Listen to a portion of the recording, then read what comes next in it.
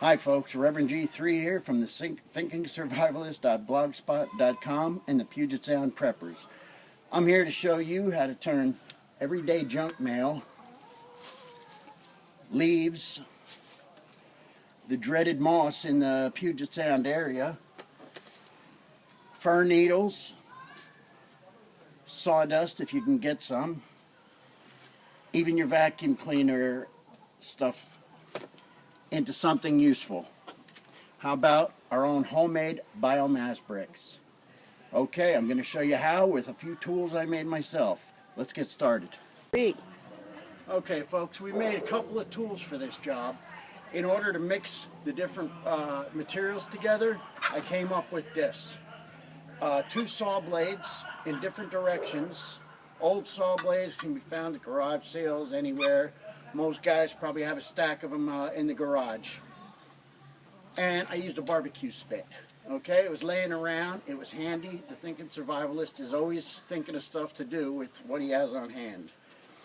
Okay, problem with this one, it's got a lot of wobble to it. And when you put it into the mixture, there's a lot more drag on it. Okay, drill killer. I made this mistake so you don't have to. So then I switched to a single blade. Had a friend of mine weld it onto a piece of rebar, which I then ground down using a die grinder in order to fit a 3/8 drill. I have a 1/2 inch one, but that's the new cordless I had to buy. So this one, oh, we need power. Oh.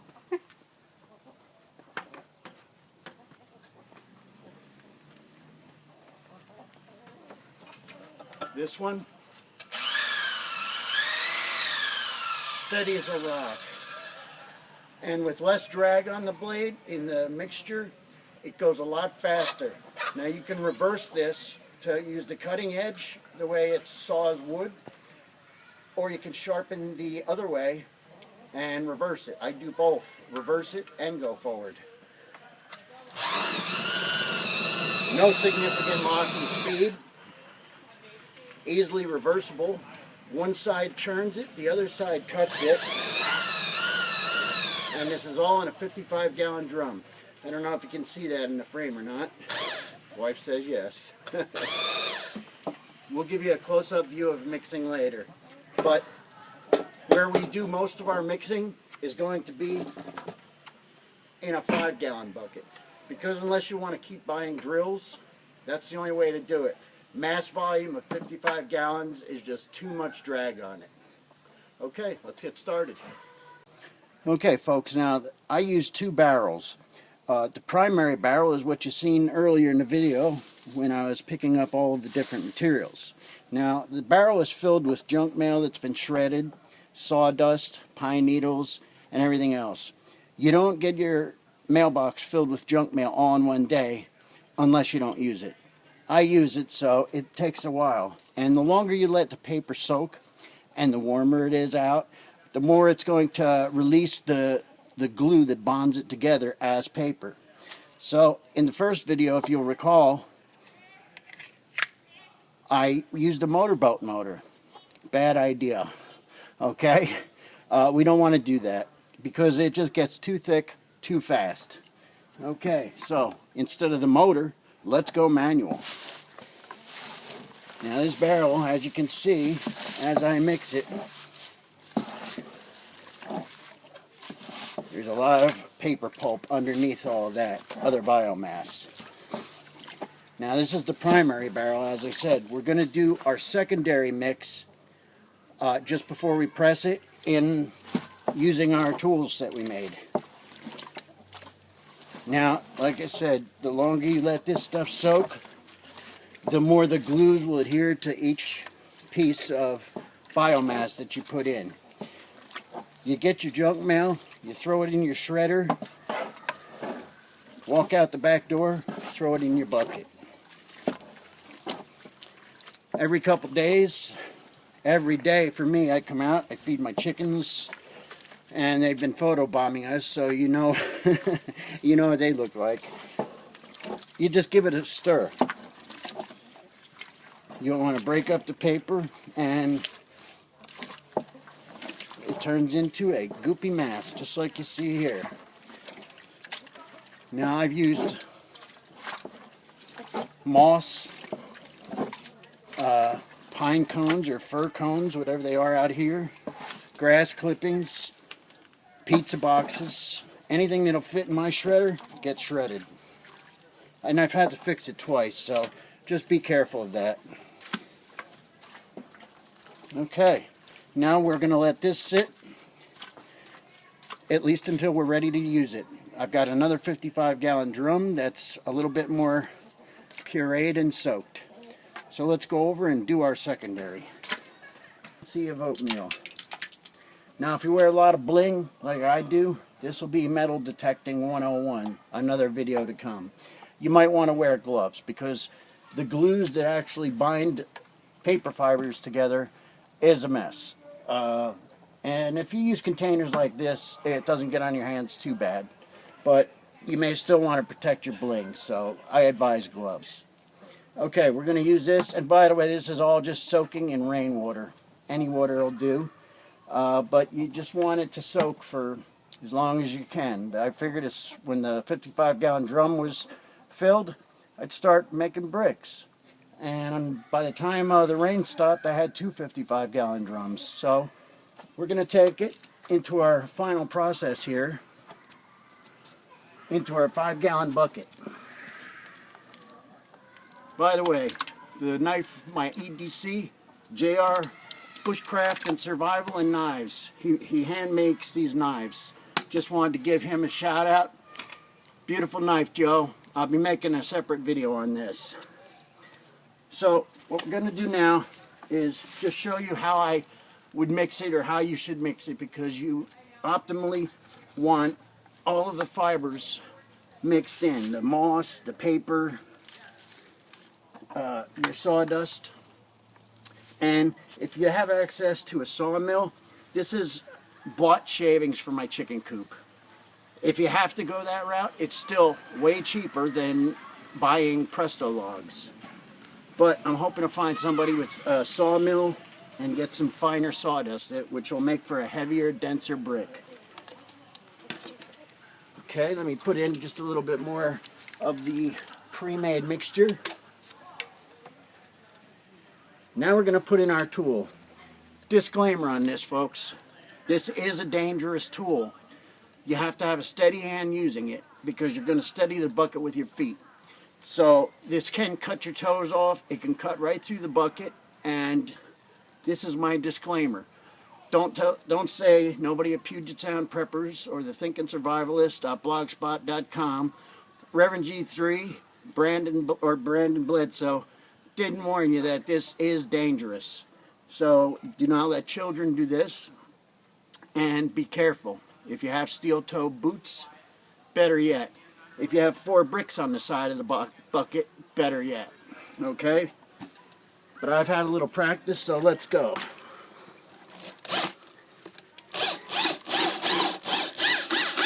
I'm not going to do it really fast at first.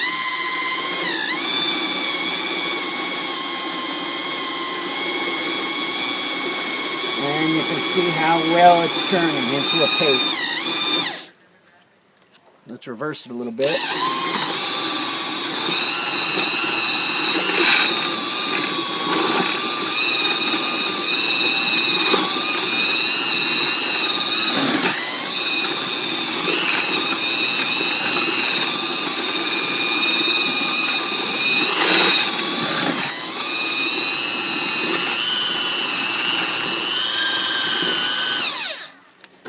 And as you can see, it's turned into a very dense, fibrous material. But remember, caution. This is a saw blade, plastic bucket, feet. Be careful. And now we'll go on and show you the molding process. Okay, now on to our mold. I was using an Enterprise sausage stuffer. You can look them up on eBay. And that's where the round discs came in on the Puget Sound Preppers Facebook page. But then, with the help of my lovely assistant there, who is excellent at researching on the net, and something I stumbled across, a brick maker. This is from Northern Industries, only it came from one of their other websites. And it is a 4-in-1 paper log maker. Now the manufacturer's instructions show you to just crumble up paper, newspaper, etc., put it in a bucket for a day or two, and squeeze that in. Well, if you've ever burned newspapers in your fireplace or wood-burning stove, you know what a mess that can turn into. Huge chunks of unburned paper or just ash. And we want to cut down on that since we use a wood stove. And pretty soon, a rocket stove for inside. So, I will put the link for this up. It costs less than $40 shipped to the door, which is incredible. And I believe it's got a 1-year warranty on it. But I'll put a link for this up there. And this is how it works. Now normally I would have 2x4s on my secondary barrel because my barrels are next to each other. But for the purpose of this video, I expanded everything out to let you see. Now the purpose is you want to reclaim the water that is expelled from the pressing process, because that's what's filled with all of the glues to keep your bricks together, so that you end up with a final product that's relatively stable. So for now, I'm just going to do it into a wheelbarrow here to save my water. You open the handles. This is very heavy duty. This is all welded. This is not cheap steel. And there's 4 separate trays in there. Okay? So now, I've dumped the 5-gallon bucket back into the 55-gallon drum. As I said, that was for demonstration purposes to show you how to mix the coarser materials with the finer paper pulp. So now we use our handy bucket again. We take our pressing top off, and we fill these molds. It's a goopy mess, as I said. Now this part, get your kids involved in it. I'm sure they like playing in the dirt. If you've got a little boy, anything like I was, well, dirt is the most fun in the world. So as you can see, it's kind of a goopy, stinky mess here. But I can put up with a little goop and a little stink if it means our heating bills go down. And if the poop does hit the fan, this may be your only heating source. So now let's just level that off a little bit. I'm doing this process much slower than I normally do. You bring your handles over. One fits within the other, and you simply press down. It's not very difficult to do. But because we're doing it with a finer material than the manufacturer recommends, you know, just the crumpled paper, you're going to get a lot of water on top. This is where those gloves come in handy, because it's not going to completely drain out the bottom because you've got such dense pulp. So now, let's do it again, because I want a double dense brick. We refill the cavities up to the top.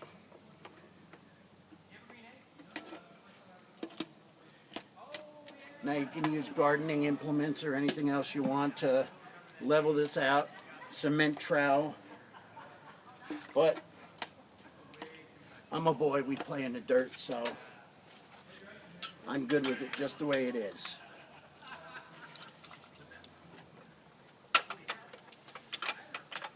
Good.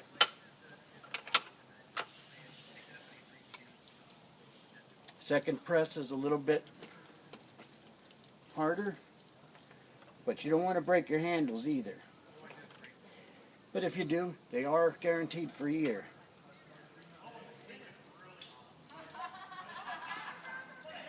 I don't know if you can see it, the water dripping out of the bottom. Photographer says yes.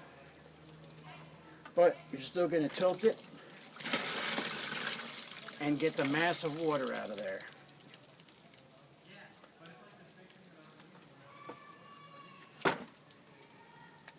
One more of those squeeze.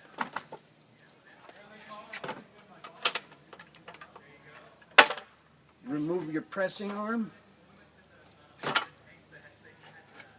And then simply slide each one out. Okay. Let's put that back in the mold.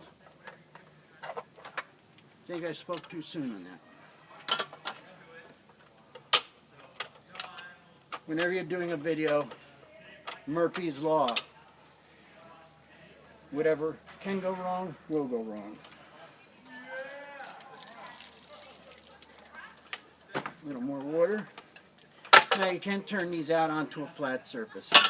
As I've said, I've got the method perfected.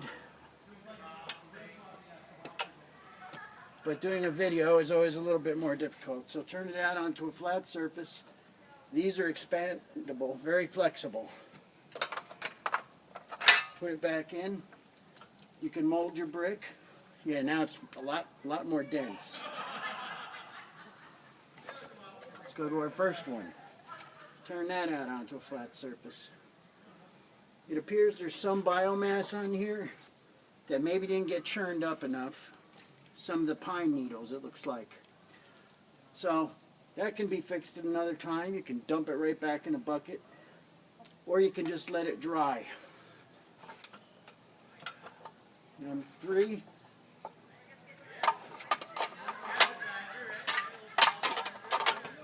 Number 4.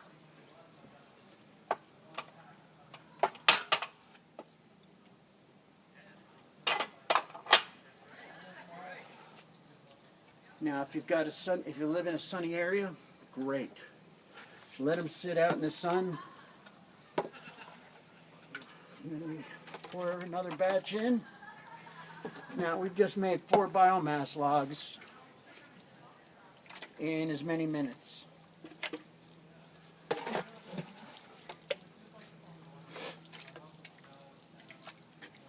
You're not going to be able to reclaim every drop of water, obviously. But the more you can, the better, because those resins and glues really do help the bricks bind together.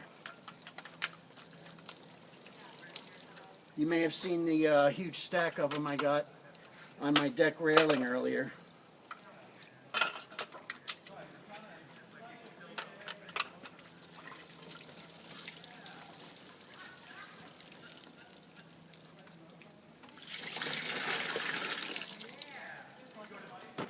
Obviously not something you want to be doing in your Sunday best.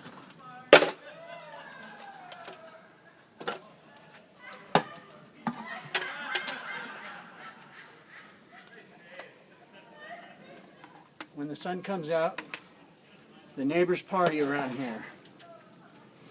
It's a rare occasion.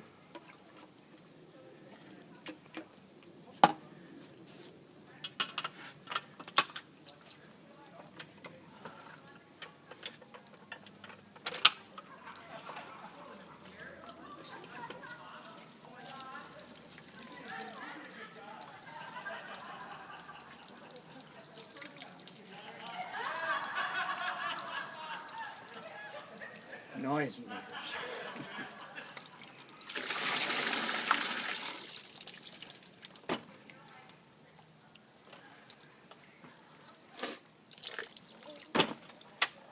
And like I said, once you get your system down, your personal system of how you want to do this, it goes very, very quickly.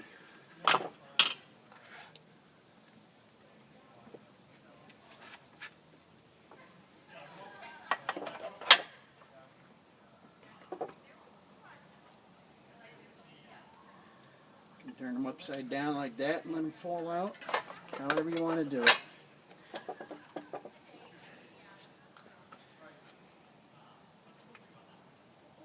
You can stack them. However, I don't recommend that on initial drying because they are still very goopy. But since we're running out of room on my 2x4s here, we're going to go ahead and do it.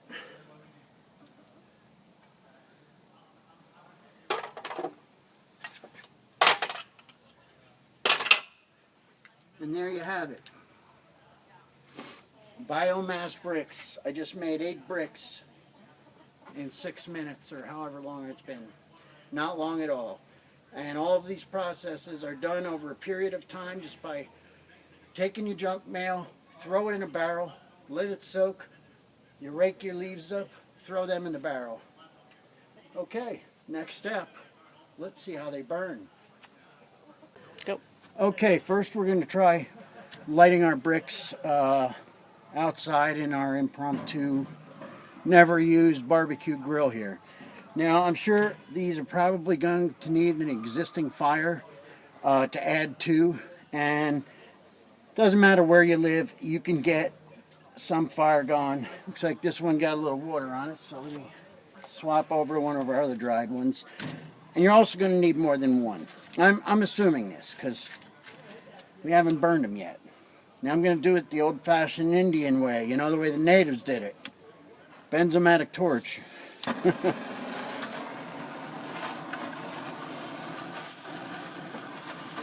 And you have 3 so that you have a place to heat it. Okay, it looks like it almost took there. Now in a poop hits the fan scenario, you won't have a benzomatic. Or maybe you will. If you're a prepper like me, you will have the means to refill these. Look at that. Now that was only a few seconds of benzomatic torch. And we have 3 bricks there. And it took right away. Actually, I'm quite impressed. Now these will be used in your wood stove, your outdoor rocket stove for cooking. They're very convenient to carry. They stack beautifully. You could build a house out of them if you need to, and then just burn a little at a time. But let's see how long these burn now. I'm not going to video the whole thing, but I will time it and let you know later. It looks like right now these are burning very well, even with just the 2. Now in a rocket stove, you'll be able to put 1 brick in at a time and probably heat the entire home with that. At least the rocket stove I plan on building. And that'll be another video.